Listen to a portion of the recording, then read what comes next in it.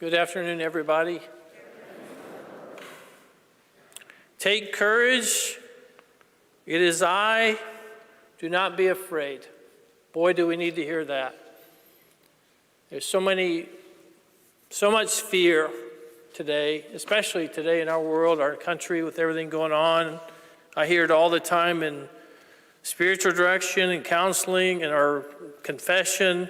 There's just so much anxiety and fear. And with that comes doubt. Sometimes we even begin to doubt. We begin to wonder is God really with us? With all this chaos and craziness, and it seems like everything's unraveling around us in our world. And just to make it more personal, maybe even in your own homes.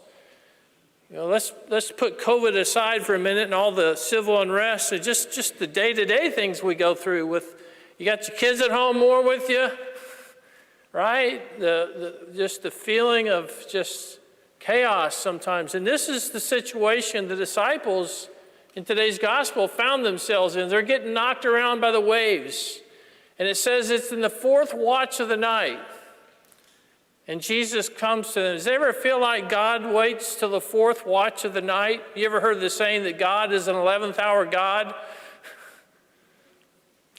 Sometimes he allows us to get kind of knocked around a little bit. Not because he enjoys watching his kids get knocked around. He doesn't like it any more than you like to watch your kids get knocked around. But why does God allow us sometimes to go through trials and testings? Because that's how we grow in faith.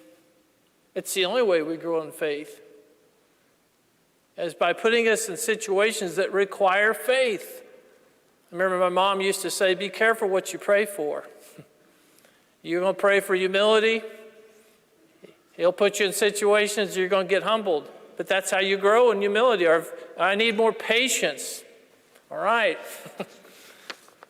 Right?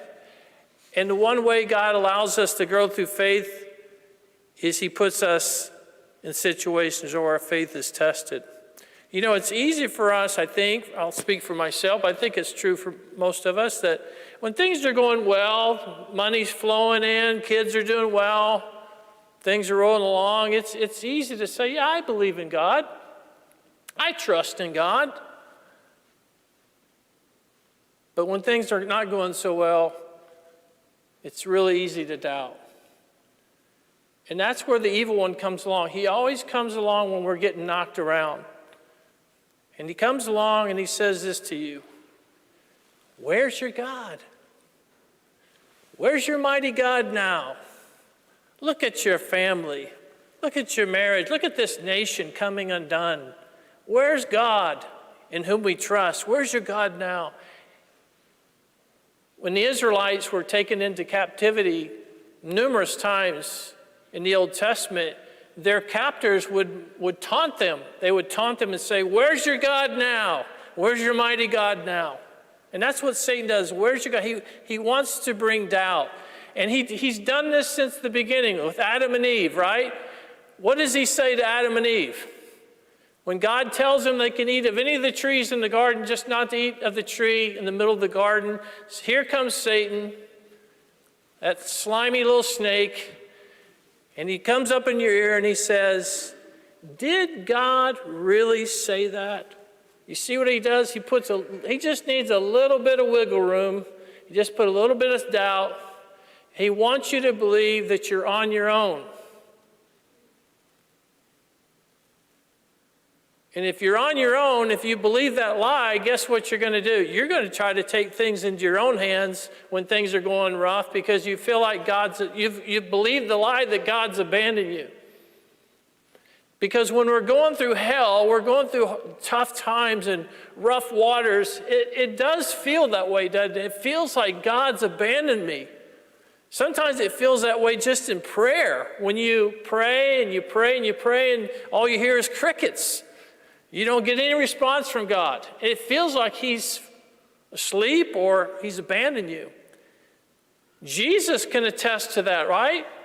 When his own suffering, he says, my God, why have you forsaken me? Now, did God the Father forsake him? No. then why would Jesus say that? Because he's expressing through his own humanity, he's human too, fully God, fully man. He's expressing whatever a human being feels when we're going through suffering and testing.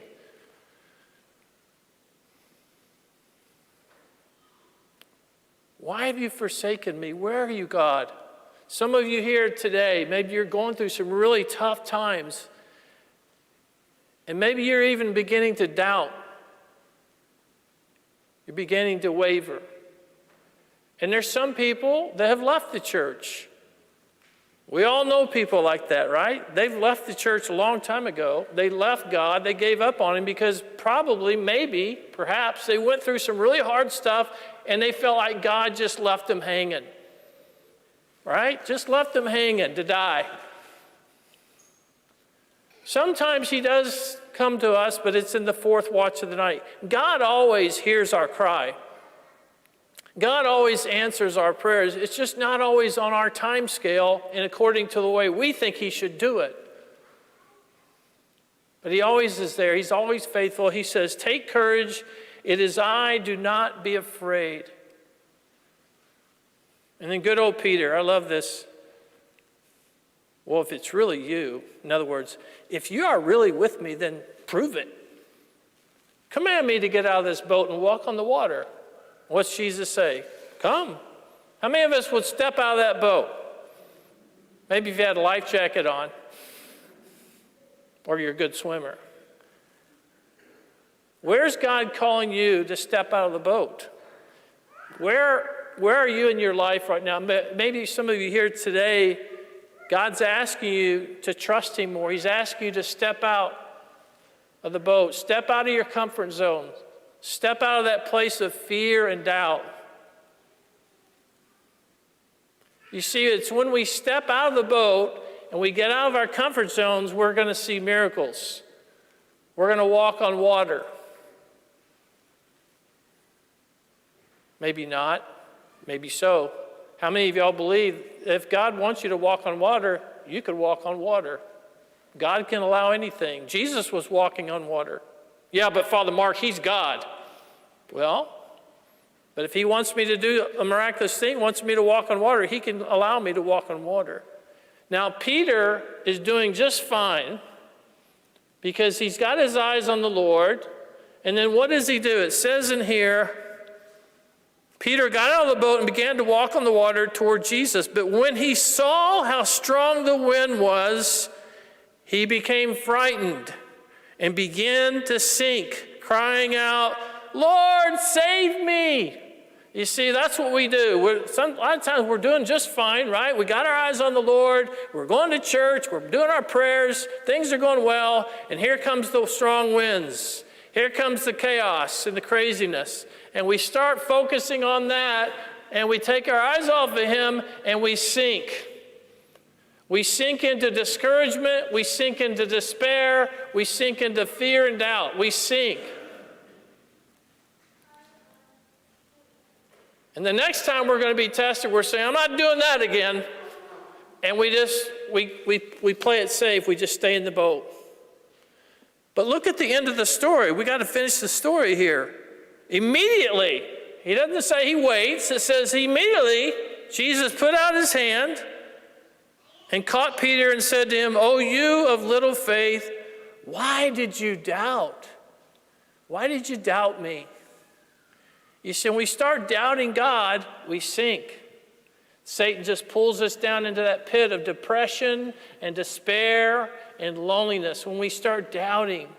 You see, God is always with us. Even when it feels we don't feel his presence, God's always with me. Jesus says, I will never leave you orphan. Now, either he's telling me the truth or he's a liar. I will never leave you orphan. St. Paul says in one of his letters, we walk by faith, not by sight. In other words, we walk as Christians, as believers. We walk by faith, not by what we feel or don't feel or what we see or don't see. We walk by faith. My faith tells me that God is with me. Jesus, his name, Emmanuel, means God is with me. And that's what you and I have to hang on to when we're going through really hard times, is no matter what it feels like, no matter how dry or how empty or how dark my prayer is sometimes, or what I'm going through, in my heart of hearts, I have to go deep down in there and just say, Lord, this is what it feels like. And I just tell him that in prayer. Lord, this is what it feels like. It feels so dry, so boring. I'm tired of listening to crickets. I'm tired of feeling like you're not doing anything. But Lord, in faith, I know you're with me and with my family right now in this situation. I don't understand why you're not changing it. I don't understand why you're not speaking to me or doing something about it. But Lord, I choose to believe in faith that you're doing something about it right now. Because you're my father, and I'm your son, I'm your daughter. How many of you as parents would just let your daughter, let your son cry and suffer and not do anything about it? And how much more will God the Father answer our prayers? So no matter what you're going through, some of you here today, you're going through maybe some tough stuff. God is with you. Jesus is in the boat. You may not feel like it. It may not seem that way, but he's with you. And look what it says when he got into the boat. After they got into the boat, the wind died down. I'm not alone after all. No, I'm right here. And I know when I'm going through some really hard times, that's all I say is, Lord, I don't feel your presence. I'm scared. I don't know what to do. I don't know how to run this parish, as a lot of you know. No, just kidding.